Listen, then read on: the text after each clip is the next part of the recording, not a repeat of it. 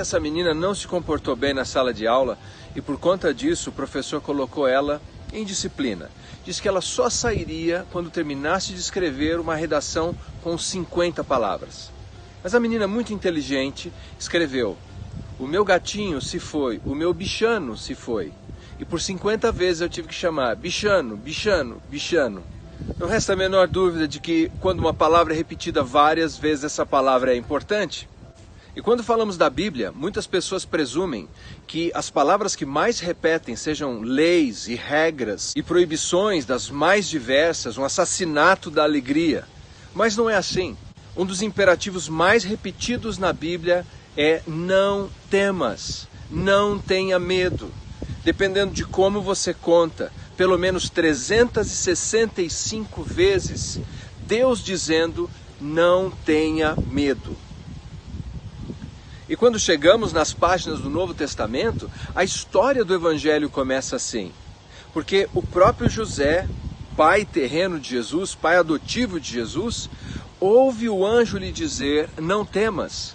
E quando Zacarias, o sacerdote, recebe a notícia de que a sua esposa daria à luz um filho, a mensagem é a mesma, não temas. No Evangelho de Mateus, no Evangelho de Marcos, nós encontramos uma história extraordinária, quando Jesus sobe a um monte e lá ele se transfigura diante dos seus discípulos e brilha como se fosse o próprio sol.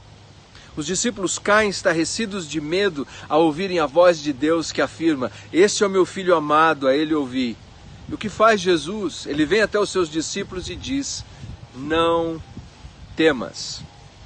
É claro que na vida nós enfrentamos um verdadeiro tsunami de pressão e de informação negativa e de coisas que nos atemorizam e vemos, por assim dizer, o chifre dos demônios em todas as direções. Como é bom ouvir o doce som da voz de Jesus dizer, não temas.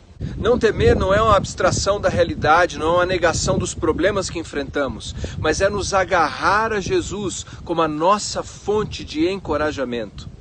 Quando estudamos a Bíblia, descobrimos que a bravura dos grandes valentes que venciam vinha diretamente da presença de Deus. É essa presença de Jesus que faz total diferença. Quando apanhamos o primeiro livro da Bíblia, Gênesis, no capítulo 15, Deus diz ao patriarca da fé, Abrão, não temas.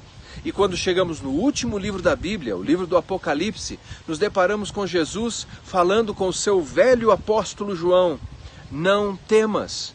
Ou seja, de Gênesis a Apocalipse, nós temos esse tema de encorajamento quando Deus nos diz, não temas. Seja no nascer do sol, ou seja no seu ocaso, seja pela manhã ou à noite. Deus sempre nos diz, com essas palavras vigorosas de encorajamento, não temas. As promessas de Deus estão aí, em 66 livros. A prova generosa da proteção e do encorajamento de Deus se desdobram por toda a história.